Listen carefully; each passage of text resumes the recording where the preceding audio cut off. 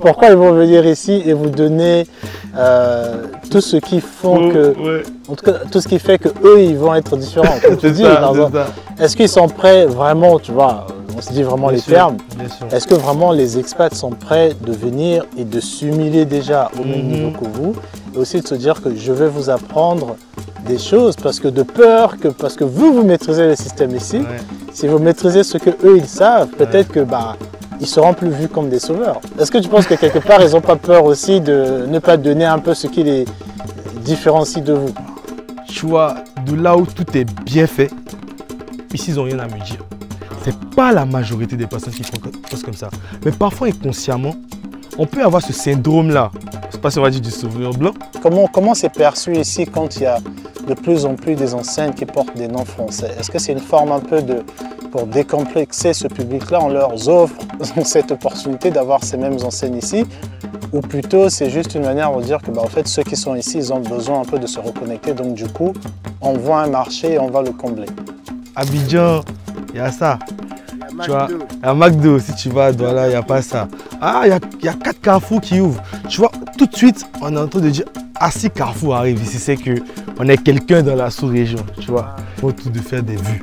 Donc quelqu'un qui veut faire des vues n'est pas un spécialiste dans le conseil, dans l'implémentation d'une entreprise en Afrique. Donc tu vois, il faut distinguer les métiers. Donc déjà quand on regarde en fait l'Afrique, ou l'opportunité de s'installer sur le continent africain à travers les yeux de youtubeurs qui ne travaillent pas sérieusement sur ce sujet. En tout cas, pour présenter cette interview, j'ai envie de dire qu'on va mettre beaucoup de disclaimers dans cette interview parce que j'ai invité quelqu'un qui n'a pas la langue dans sa poche. Non, mais franchement, on ne va pas faire le drama queen dans l'interview. On va parler avec quelqu'un d'intéressant, local. Je pense que dernièrement, je l'ai fait aussi dans la vidéo, j'ai interviewé 3 locaux. Donc j'essaie toujours de donner la parole aux personnes qui habitent ici, aux personnes qui ont une meilleure expérience que des gens qui viennent d'arriver il y a 6 mois, des gens qui arrivent en VIE, des gens qui arrivent, ouais ça fait 2 ans que je suis là, je pense non. On va demander quelqu'un qui est né, grandi ici. Donc on est dans un cadre, le gars il nous a respecté au fait. J'ai fait la plupart des interviews, vous allez voir le documentaire qui va sortir. C'était beaucoup à Abidjan, dans Cocody, Marcory, Zone 4, tu vois, des endroits souvent côtoyés par les étrangers. Et ici, on est dans un endroit superbe. Je suis même étonné de voir que ce n'est pas rempli de monde ici. Donc, sans pourtant tarder, je vous présente mon gars. Comment tu vas? Ça va très bien, ça fait plaisir de t'avoir. Est-ce que tu peux juste te présenter, soit tu as la caméra là qui est à toi, soit on peut juste discuter entre nous. Est-ce que tu peux juste te présenter ton nom et ton métier, pour ceux qui ne te connaissent pas?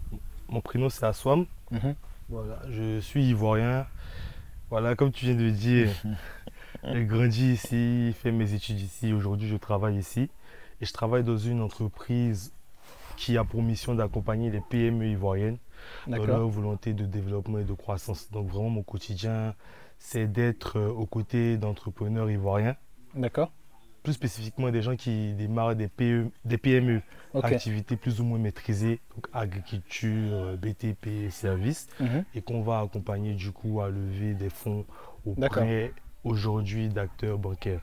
Voilà, au-delà de ça, je suis dans plusieurs initiatives aussi entrepreneuriales, un peu dans la tech. Et voilà, aussi, on s'est rencontrés dans un cadre de YouTalk. Voilà, qui est une initiative très intéressante, qui m'a permis aussi de découvrir pas mal de répats et de me rendre compte de certaines choses dont on ne peut pas forcément se rendre compte lorsqu'on n'est pas, on ne vit pas au quotidien avec des personnes qui reviennent. Donc franchement, c'est la première initiative pour moi à Abidjan qui m'a permis de côtoyer des personnes qui revenaient soit en VIE, soit s'installer et de vraiment comprendre la psychologie, plein de choses dont on va parler aujourd'hui.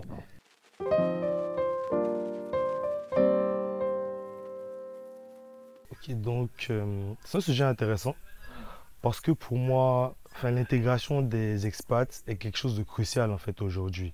Même pour nous, au niveau du développement local, ça ne se fera pas sans les répats.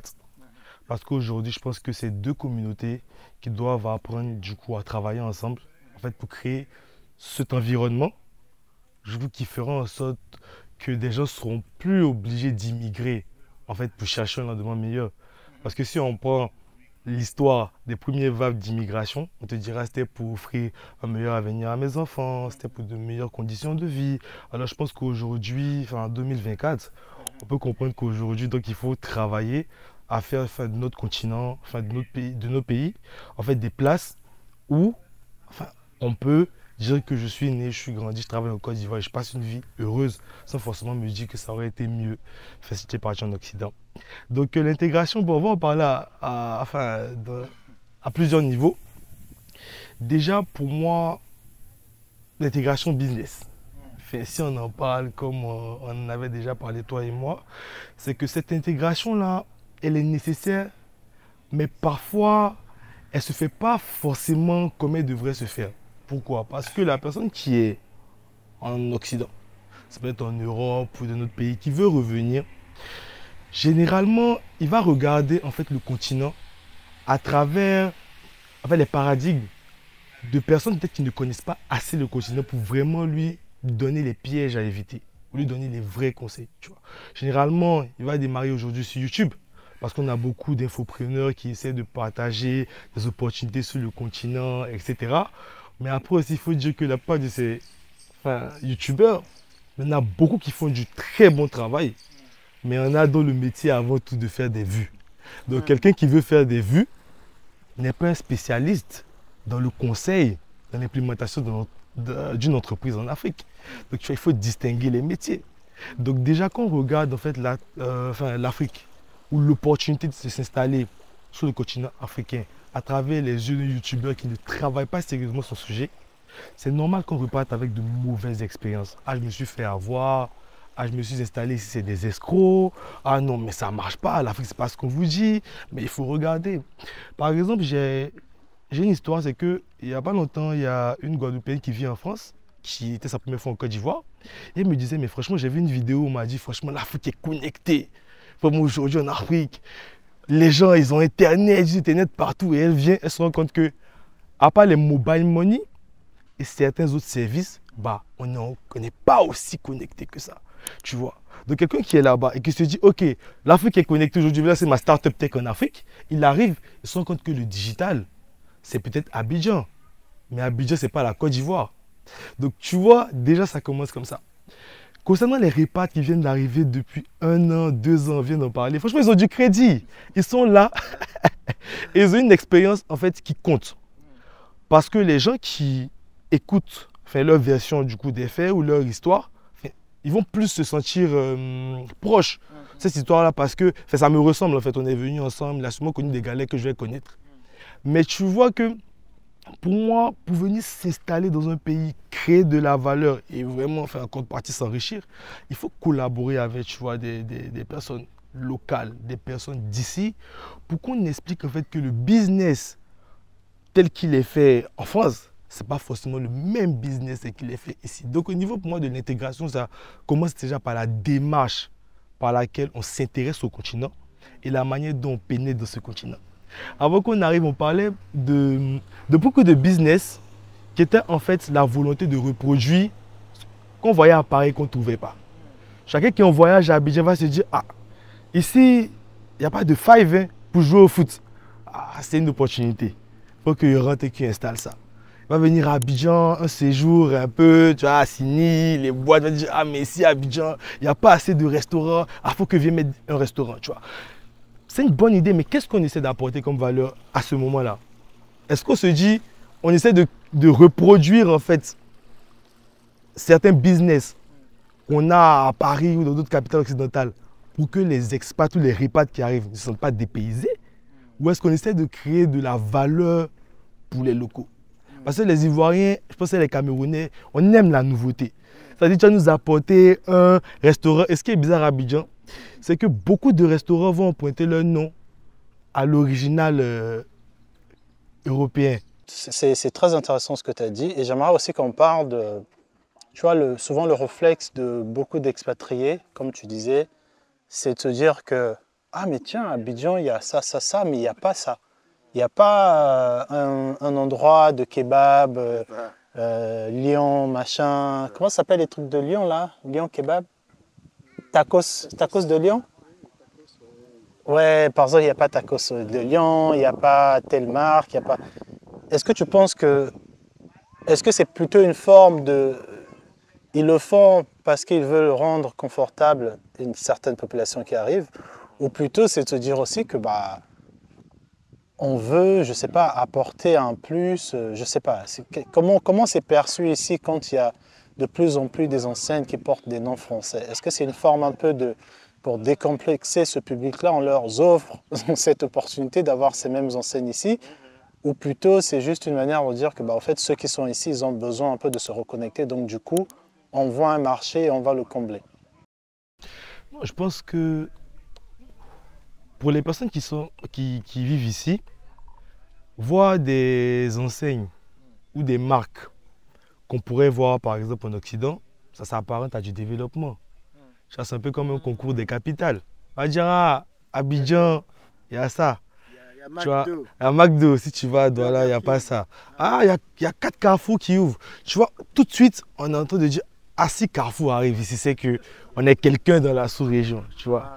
Et je pense que ici, les locaux, d'abord, ils se disent, tu vois, il y a toujours ce comparatif, tu vois, à l'Occident, de se dire, qui sera l'enfant préféré, tu vois, dans la sous-région. Tu vois, si on nous emmène des marques, c'est qu'on se développe. Mais en vrai, ce qui n'est pas forcément vrai, tu vois. Donc, je pense que les repas en termes de business aussi, donc pour répondre à ta question, donc quand ils arrivent, généralement, la première chose qu'ils vont voir, c'est de vouloir, du coup, reproduire ce qu'ils ont vu là-bas. Ouais. Ici. Donc en termes de business, on va tout de suite se dire, bah, il y a tel resto qui est en France, on va mettre ici, faire tel type de business qu'on voit là-bas. Ah, ici à Abidjan, ils n'ont pas. Et ça apparaît comme une super en fait, opportunité de business.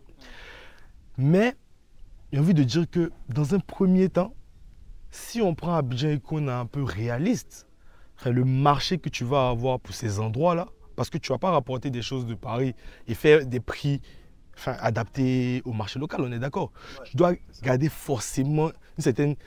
Enfin, tu vas avoir une structure de coût qui a fait que tes prix vont suivre ça pour être rentable. Donc au final, ce que tu vas desservir ici sera un marché soit d'expats, repats ou des gens de classe moyenne plus ou moins élevée. Alors que je tiens à rappeler aussi aux gens que la Côte d'Ivoire, c'est pas Abidjan. Franchement, ta page est une des pages pour moi que je respecte le plus parce qu'il faut arrêter de penser que nos capitales sont les pays. C'est très réducteur. Après, les gens vont se fâcher quand en Europe on dit est-ce que l'Afrique c'est pas un pays? Mais si, oui, mais parce que quand on met nos continents en valeur, je suis venu en Côte d'Ivoire, je suis venu à Abidjan, il n'y aurait pas. Abidjan, San Pedro, Tchassale, Bondjali, Danané, Dalo, il y a énormément de villes. Et donc, on est conscient que les 30 millions d'habitants qui vont en Côte d'Ivoire ne vivent pas tous à Abidjan.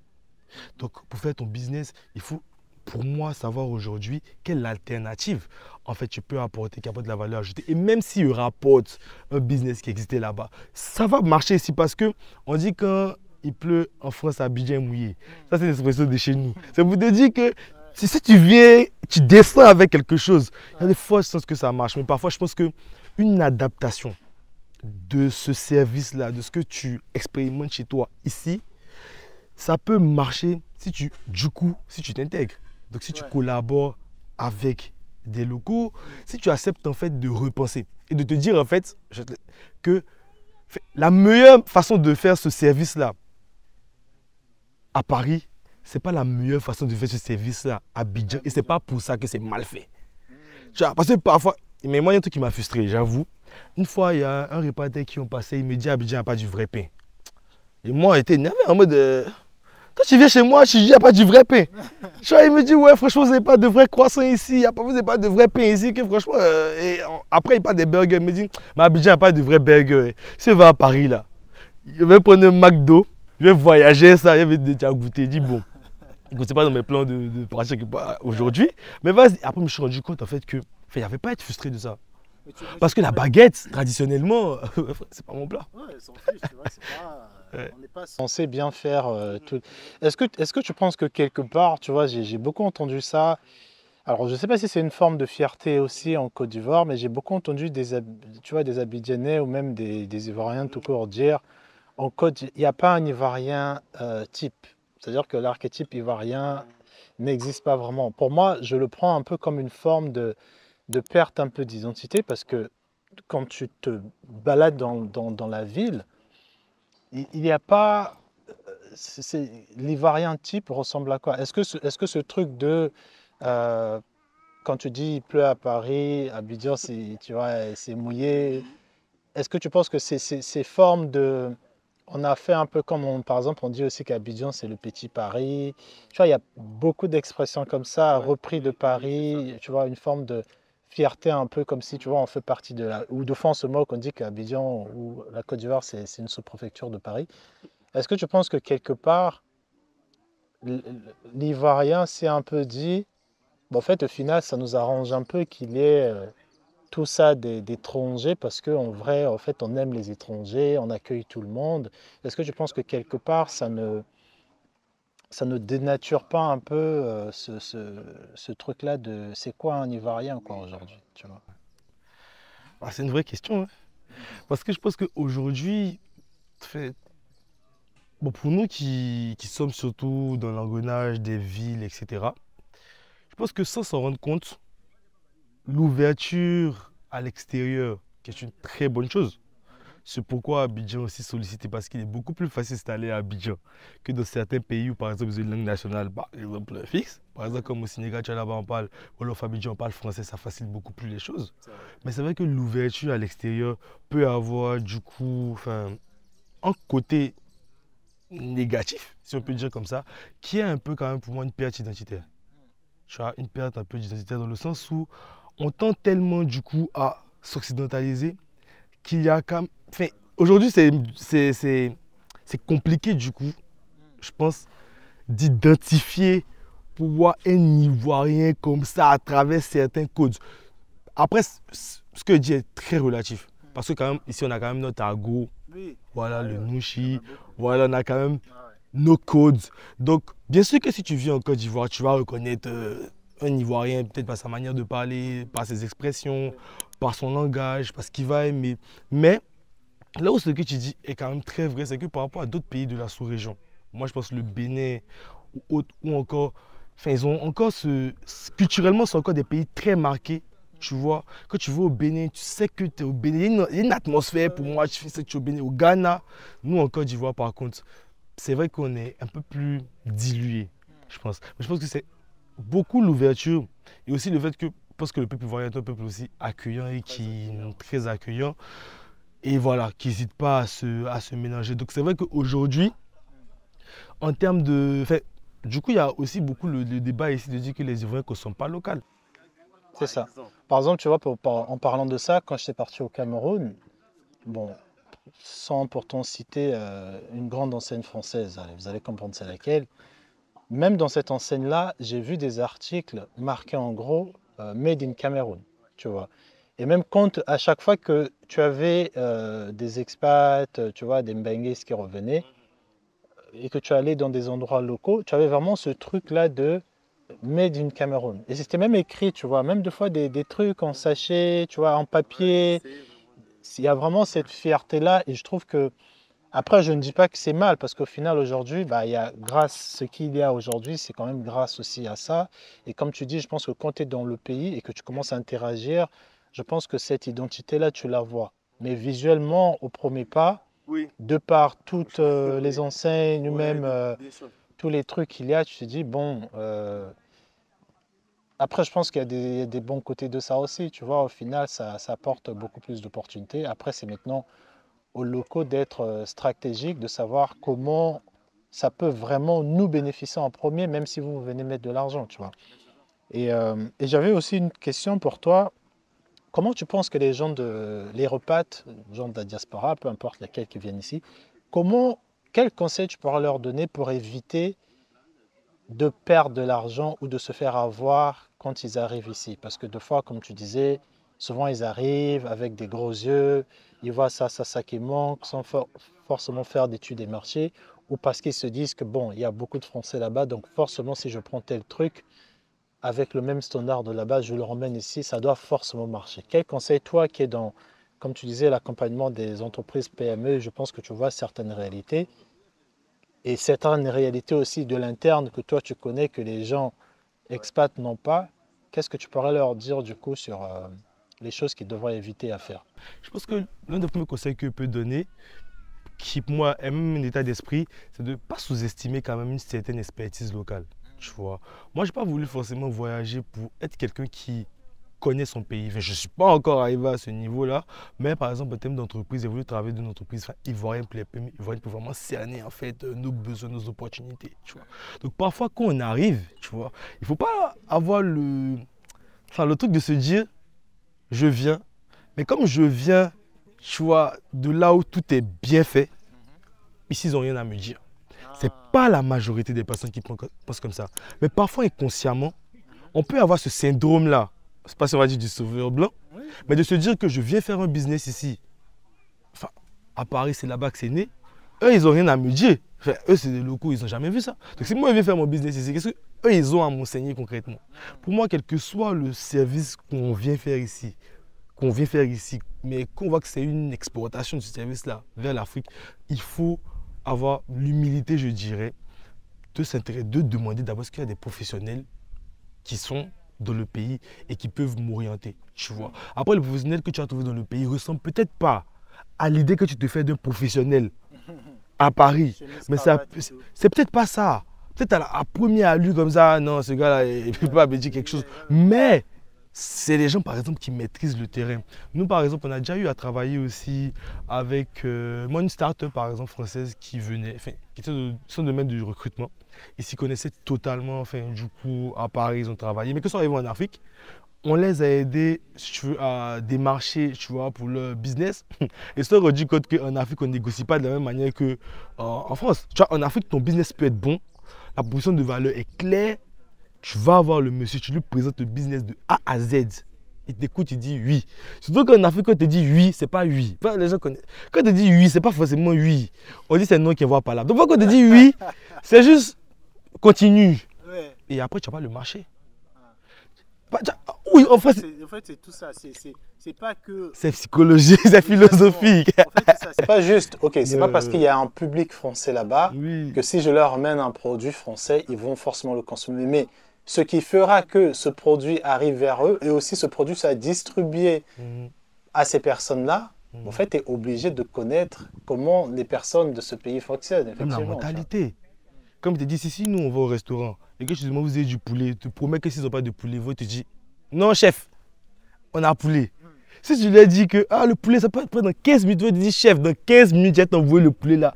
On va attendre une heure, tu dis qu'on va envoyer le poulet. Ouais, on a fait ça une fois, on nous a dit ça. On est parti dans un restaurant, ils étaient censés ouvrir un peu plus tard. On voulait manger dans un autre restaurant qui était fermé et le gars d'en face a dit on peut vous faire poulet.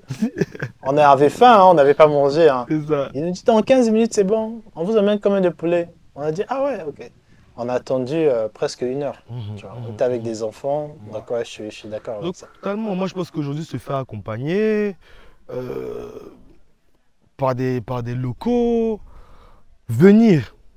Toi, tu n'es pas vrai, mais tu viens ici. Venir pour ton jeu, tu es venu toi-même, voir comment les gens réfléchissent. Et viens peu, enfin, c'est pas une stratégie, mais franchement, c'était très bien de ta part. Tu es venu une première fois, on a fait une vidéo, tu introduis des gens dans la rue, tu es revenu encore toi-même avec ton jeu. Je me dis, les gars, il reste, vous envoie le truc distribué pour moi, mais tu es venu voir comment les gens réfléchissent ici. Et ça te donne encore peut-être des idées pour lancer en face de toi, spécifiquement, tu vois, en Côte d'Ivoire. Donc, je ne sais pas, mais toi, tu viens, au fur et à mesure, en fait, il y a quelque chose qu'on ne peut pas enseigner que tu vas. Donc tu vas t'imprégner en fait.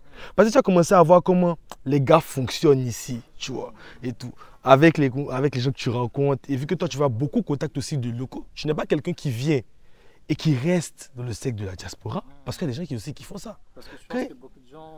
Quand ils arrivent, directement on leur dit bon ok, Abidjan il y a mon gars. Donc ils sont entre gars. Mais c'est pas, pour moi, c'est pas comme ça que tu peux faire vraiment une fortune avec un business sans que ce soit un business qui soit, par exemple, en gros, il faut venir investir immobilier, tu vois, les gros trucs comme ça. Ça encore, même ici, il y a des gens qui perdent de l'argent d'immobilier parce qu'ils ont investi sur un terrain. Après, on dit, en fait, le chef de village, avant de mourir, il avait promis le terrain là à son neveu, mais son neveu est ressuscité. Nous-mêmes ici, ça se passe comme ça. Donc, du coup, si tu ne veux pas accompagner, c'est compliqué. Donc, nous-mêmes, on avait eu cette idée aussi de, donc, du coup, mettre une plateforme en place Voilà, on fait un peu de pub. Où du coup, voilà, où du coup on allait aider les expats vraiment à s'installer, genre créer la société légalement, comprendre un peu le marché, même si ici franchement une étude de marché, quelqu'un te dit ah budget fait une étude de marché, c'est un gros marché, après c'est une grosse boîte, il ment. Parce que data ici, c'est nous-mêmes c'est notre problème. Mais tu vois, même si on n'a pas de data chiffrée quand même, le fait de vivre ici, de connaître du monde, de voir comment ça fonctionne, tu vois, tu peux quand même dire à la personne va ici, va là-bas, fais pas ci, fais pas ça. Et donc du coup, on essaie de mettre en place comme ça une plateforme où on aiderait du coup les repats à comprendre d'abord avant de venir. Parce que moi je dirais jamais à quelqu'un viens si tu sans comprendre. Tu vois, si tu n'es pas un VIE ou tu ne viens pas travailler puis tu fais du business à côté mais que tu viens vraiment faire ton business directement, tu peux déjà interagir, on peut interagir à distance. Tu peux comprendre l'environnement et si tu es prêt à te lancer, tu viens. Par exemple, aujourd'hui, on voit que beaucoup de gens se tournent vers le service, tu vois, restauration, laverie, c'est beaucoup de business de service. Mais le problème aujourd'hui, c'est qu'on est un pays agricole, tu vois. Et que la majorité de la population ivoirienne, si tu veux faire du chiffre, si par exemple une laverie, telle que tu vois en France avec les machines à laver, ici on a notre blanchisseur. Les tontons, voilà, qui sont les... Il n'y a pas de nationalité pour ne pas que les gens disent que moi, ils disent que ceux-là, ils font ça en Côte d'Ivoire. Mais tu vois, il y a tellement d'alternatives que tu dois comprendre avant de dire que ceux-là est venu révolutionner en fait leur manière de faire du business. Même dans la tech, on a eu aussi un exemple avec une boîte de VC. Enfin, ils font de... ceux qui vont investir dans des startups, du coup, nigérianes, qui me disaient, il y a beaucoup d'anglophones qui chaussent le marché francophone. Parce que les francophones et les anglophones, ce n'est pas la même manière de faire du business. Autant les francophones vont être très procéduriers. Il faut que je demande d'abord à mon patron si je peux. Peut-être que l'anglophone, s'il voit l'opportunité directe, il va le faire. Donc, tu vois que déjà, nous-mêmes ici, les anglophones te disent, ils arrivent avec parfois des moyens et ils n'arrivent pas à pénétrer le marché pour des difficultés. Tu imagines quelqu'un qui vient de l'Occident, si encore une fois, ce n'est pas une grosse entreprise ou ce n'est pas un truc à investissement, tu peux venir avoir ton argent, faire ton immeuble, ça marche. Venir faire... Comme je dis, il y a des gens qui font des trucs qui marchent. Tu vois, mais il faut voir ce qu'on veut faire, le marché. On a de très beaux exemples aussi de réussite, de repas qui sont venus et qui marchent. Mais pour moi, je dirais que le conseil, c'est se faire accompagner, venir, aimer. On a de parler des terrains. Il a dit ACD. ACD, c'est un grand mot ici, tu vois. Tu as entendu? Il dit ACD, ACD, ACD. Voilà. Voilà. Donc pour moi aujourd'hui l'agriculture c'est une grande niche, tu vois, l'agriculture, enfin, ne serait-ce que du négoce. Tu as déjà du négoce de matières premières qui se font, tu as la banane, le manioc c'est un peu compliqué aujourd'hui parce que le manioc c'est important parce qu'on mange beaucoup d'attiéké ici, etc.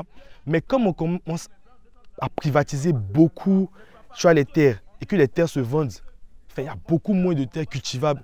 Et donc tu vois qu'aujourd'hui à Côte d'Ivoire, il y a un sujet d'insécurité alimentaire. En Côte d'Ivoire, pour ceux qui savent, tu vois. Donc, il y a beaucoup de choses à faire. Mais c'est vrai que souvent, les gens, quand ils viennent, ils pensent tout de suite à l'immobilier, au déplacement, Yongo, ce qui est aussi une bonne opportunité. Mais c'est vrai que, par exemple, un exemple tout bête, en fonction des quartiers, la loco a un prix différent. Et ça, déjà, ça te montre que oui, il y a forcément un manque. C'est pour ça, là, ils le vendent plus cher. Et là, tu vois.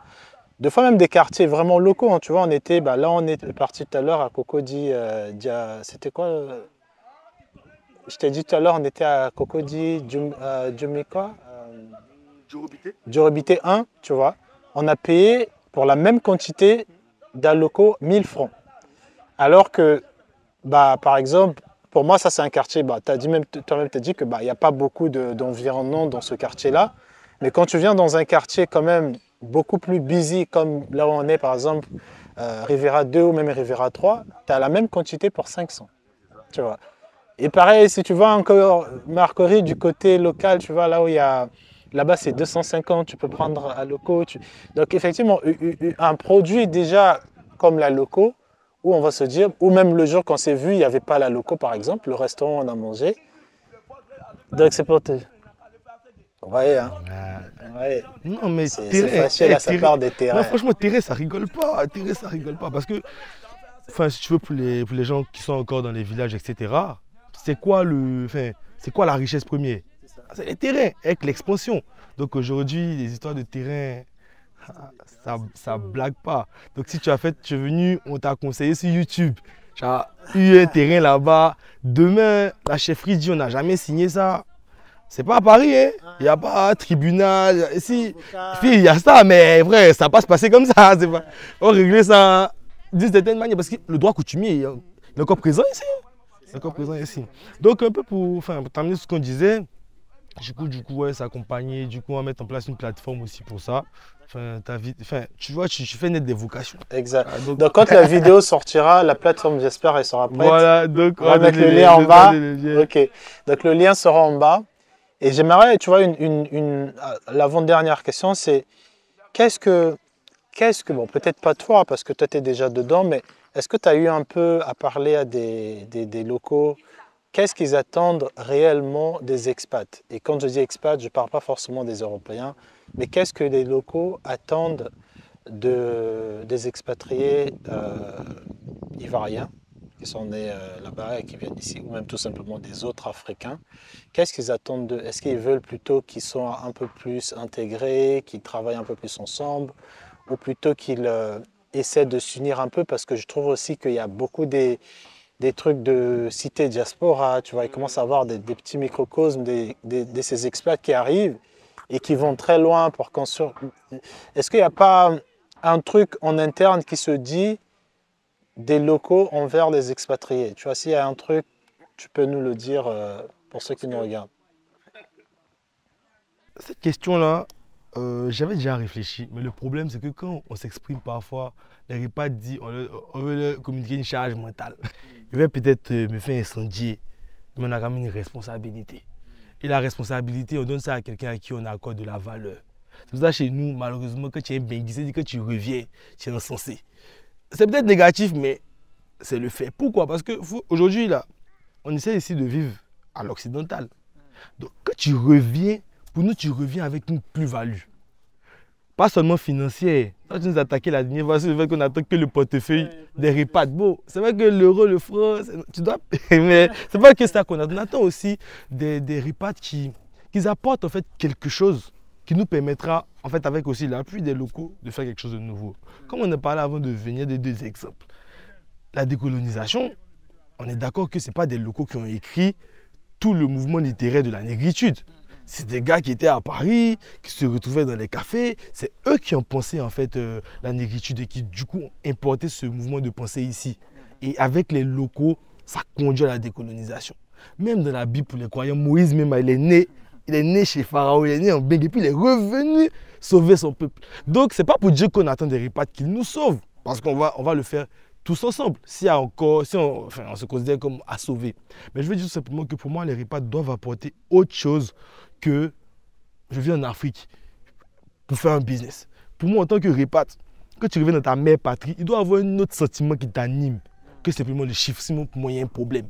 Je suis ailleurs, je parlais à quelqu'un qui me dit je suis franco-guinéen, par exemple. Mais, moi, je disais franco-guinéen, tu vois, et je disais à la personne, ok, donc tu es 50%, 50%. La personne me disait non, mais pourquoi il dit ça? C'est-à-dire que moi, il y a cette part, enfin, le fait qu'il soit français d'origine, tu ne penses pas à ça, mais tu as deux passeports. Tu vois. Le jour où ça chauffe ici, là, toi que tu montes l'autre là, tu montes. Nous, on est ici, c'est chez nous. Donc, ce que je dis des répates aussi, c'est déjà le transfert de compétences.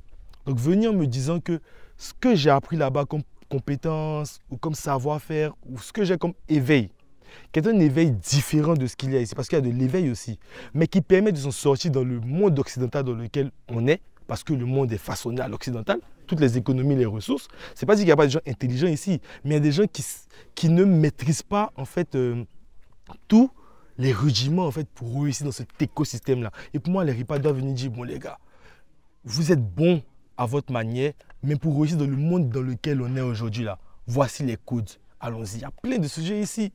Le droit du travail, les gens ne connaissent pas vraiment le droit du travail et les contours.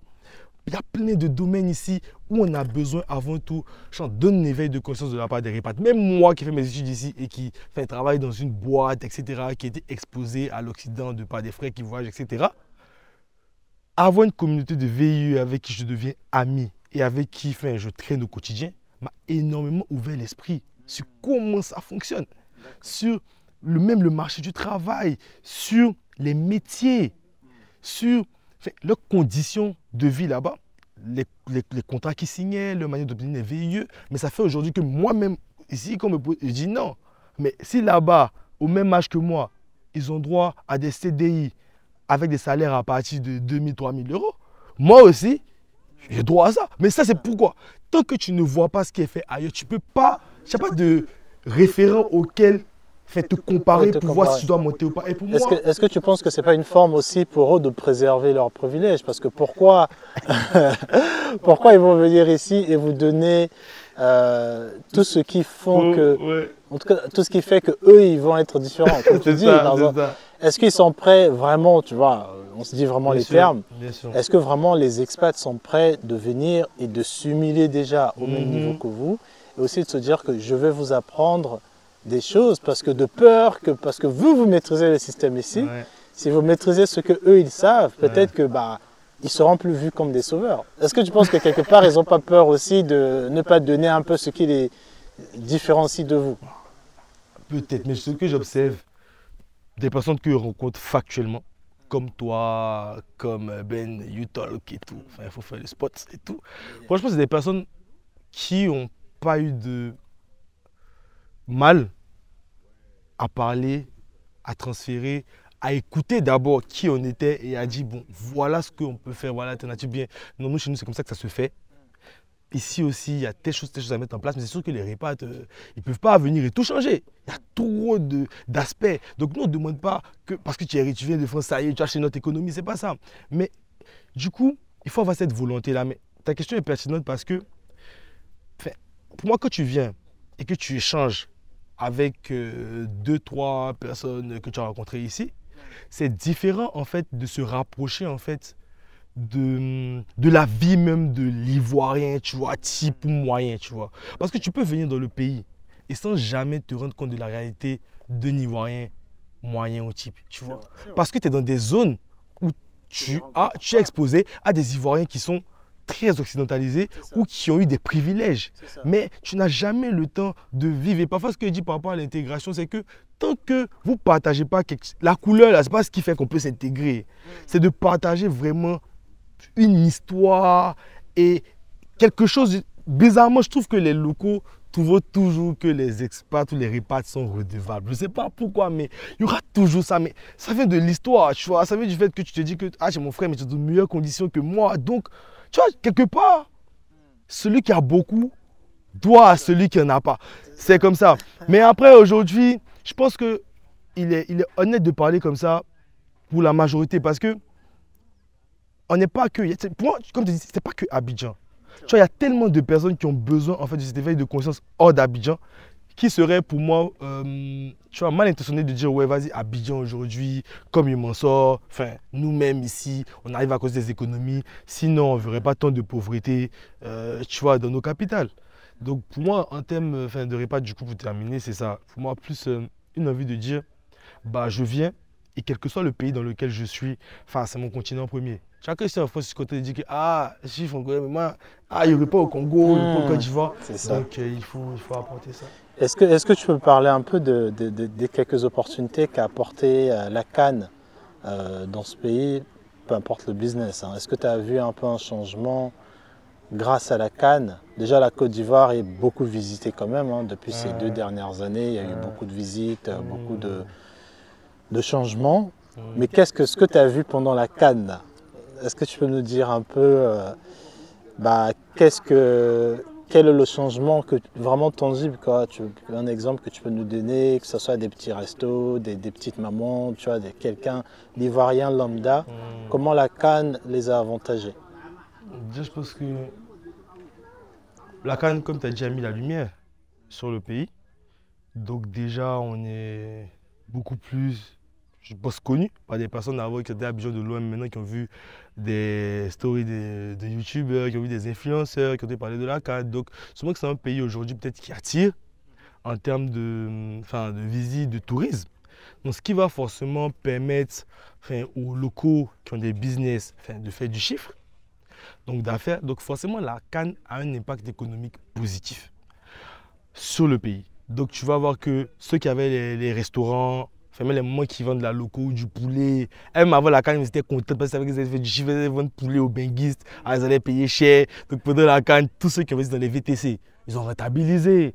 Voilà, ils nous ont fait sentir vraiment que le transport c'est important. Donc, tous ceux qui utilisent les VTC, il y a beaucoup de locaux qui ont utilisé le système du VTC ici pour en fait placer des voitures. Donc ils sont rentabilisés. Je ne sais pas si ailleurs les VTC possèdent les voitures, mais ici en fait la société de VTC ne possède aucune voiture. C'est les locaux qui achètent des voitures et qui utilisent l'application pour que les voitures deviennent en fait le VTC. Tu vois. Donc du coup ils ont rentabilisé. Donc franchement, il y a eu un retour économique. Ça c'est indéniable. Mais par contre, en termes d'opportunités à moyen et long terme, c'est obligé d'être véridique. Il faut avoir le bras long pour capter les opportunités là.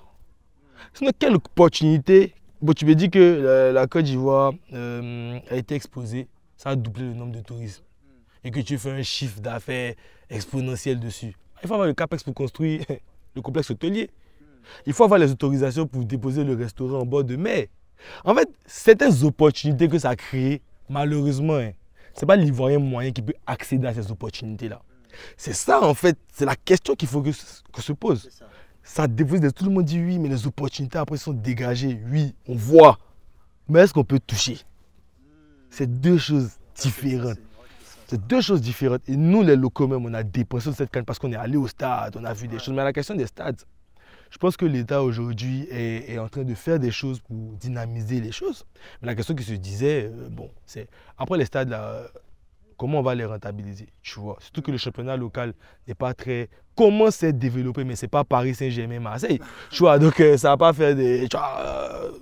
c'est pas la même rentabilité. Mais donc pour nous, aujourd'hui, on a des infrastructures, mais on a encore la question de se poser de comment on peut faire de ces infrastructures des opportunités pour les locaux. Ça, c'est une question qu'il faut se poser. Et deuxième chose aussi, c'est franchement, il faut qu'on arrive à faire un écosystème où tout type d'opportunité est accessible à tout type de personnes, j'ai envie de dire. On n'est pas d'un pays étranger pour dire qu'on est chez les gens, donc on ne peut pas... Tu es ivoirien, tu es chez toi, et tu sais qu'il y a un certain seuil d'opportunité que tu ne peux pas avoir si tu n'es pas issu de telle classe, telle classe. Donc franchement, la CAN, très belle initiative. Les gens font du chiffre d'affaires, mais pour résumer, en termes d'opportunités, il faut... Parce que si toi, par exemple, un repas, tu viens, tu as travaillé en France, tu as économisé 5 000 ou 10 000 euros. Tu reviens ici, tu as un pouvoir d'achat. Mais les 10 000 euros, là, ta facilité de dépenser les 10 000 euros, là, c'est pas ce qu'un Ivoirien lambda fait. Ah, de sortir 10 000 euros comme ça en investissement. Le crédit bancaire ici, il n'est pas super efficient. Tu vois, il faut voir ici qu'on est ici, les business, petits business sont encore informels. Donc, lever de la dette bancaire, c'est compliqué. Enfin, donc, tu vois, avec mon expression, rentrer dans trop de détails que malheureusement, je suis obligé, excusez-moi, il faut avoir la Côte d'Ivoire, je suis obligé pour être vrai de faire... Effectivement, je pense que dans toute arrivée, même les Jeux Olympiques à Paris, hein, il y a des centaines d'étudiants qu'on a mis dehors parce que leurs logements vont bénéficier à certains athlètes ou pour des touristes. Tu vois, il y a toujours des dégâts partout. On ne va pas dire que oui, la CAN a... Par exemple, on est allé à Yopougon, ils n'étaient pas forcément contents parce qu'on a cassé certains trucs. Et quand ils ont cassé ça, les étrangers se sont dit « Ah, parce qu'on a cassé ça, ça veut dire que ça n'existe plus. » Alors que les gens ils se sont juste retranchés. Et là, ils essaient de revenir. Mais il n'y a plus des gens qui viennent. En tout cas, les gens qui achètent, c'est que des gens de Yopougon. Mais les gens de Marcory, de Zone, ils ne viennent plus parce que dans leur imaginaire, vu que l'État a cassé ça, ça veut dire qu'il n'y a plus. Tu vois. Donc oui, je pense qu'il y a eu des avantages pour ceux qui avaient des moyens. Donc au final, ça avantage toujours une certaine classe. Mais peut-être que les Ivoiriens lambda, les mamans qui vont dans la rue, ouais, elles ont vu peut-être sur un mois une différence. Mais est-ce que ce chiffre d'affaires-là pourrait les permettre de perpétuer cette... Donc effectivement, donc, je ne sais pas si tu as, un mot de la fin ou un message ou quelque chose à dire face caméra. Ouais, je pense que, écoute, cet entretien pour moi est un exemple pour moi de collaboration. Collaboration, on m'a dit que c'est un terme trop éloigné même pour, tu vois, pour en gros répandre parce qu'en fait on est le même peuple et tout. Mais moi c'est un exemple de choses en fait qui devraient être faites pour voir un changement beaucoup plus significatif. Tu vois. Du coup, là, je m'adresse à vraiment des personnes qui ont envie de revenir et de contribuer au développement. Tu vois, chaque message, ça cible. Mais cette manière de collaborer, cet échange, fait, ta chaîne, c'est un exemple en fait, de ce qui devrait être fait en termes d'échange, de partenariat, de dynamique pour qu'ici, énormément de choses changent, tu vois. Tant en termes d'investissement, aussi en termes de mentalité. Parce que discuter avec des personnes comme vous me fait grandir aussi, tu vois, m'ouvre sur quelque chose auquel peut-être il n'y a pas accès au quotidien, tu vois. Donc pour moi, franchement, ce serait de dire que aujourd'hui, pour moi, c'est une question cruciale que le développement, ça sera local, featuring, tu vois, répate. Et donc, le message, ce serait, franchement, il faudrait trouver plus de moyens de signer, plus de plateformes comme la tienne où discuter, où échanger. Genre, arrêter d'être fragmenté. Tu vois, les locaux, ils vont être d'un côté, les expats vont être d'un côté, les messages. Parfois, il faut trouver des places où les messages sont communs. Je sais pas, il y a du mal à trouver ça, tu vois, des endroits où, à part que c'est de la famille, mais des endroits où, franchement, on peut échanger, tu vois, entre répate et local pour vraiment trouver des solutions nouvelles, en fait, et innovantes pour notre continent. En tout cas, merci beaucoup pour ton temps. Merci beaucoup de nous avoir fait profiter aussi de cet endroit. On va bien profiter à la fin, manger un petit truc s'il y en a. Merci beaucoup aussi d'avoir regardé la vidéo. Donc on mettra tous les contacts, tous les liens de notre invité. Si vous avez des choses... Alors, pour ceux qui viennent se fâcher ici, là. Ouais, mais tu as parlé de... Ouais, tel chiffre n'était pas vrai. Hey, s'il vous plaît, il parle pour lui. C'est son point de vue, d'accord? Il n'a pas, comme on dit, la science infuse pour... Non, il a parlé de son expérience. Peut-être que ce n'est pas la tienne. Peut-être que toi, Ivoirien, lambda, tu connais un tas d'expatriés. Lui, il a dit que dans mon coin, je ne vois pas assez de dynamique entre les locaux ou les expats. D'accord? Ça ne veut pas dire que ça n'existe pas, mais il n'y en a pas assez. Et quand on dit il n'y en a pas assez, ce n'est pas forcément dans des endroits style ambassade de machin, non. Juste dans un coin où tu n'as pas besoin de saper maintenant. Est-ce qu'il n'y a pas des endroits, à part Utok, est-ce qu'il n'y a pas des endroits où tu te dis, bon, je vais aller dans un petit coin là-bas, je sais que là-bas, il y a toujours un repas, sans pourtant que tu payes 10 000 francs pour la boisson. 10 000, c'est moins cher. Tu vois, 10 000 encore, c'est moins cher. La majorité des endroits ici, pour aller parler à des repas, il faut avoir au moins 30 000 parce que ça va vite. Tu vois. Donc, merci d'avoir regardé la vidéo. On se retrouve dans un autre épisode. Et abonnez-vous aussi, c'est important. Et nous, on va profiter de cet endroit magnifique. Allez, big up. Ah.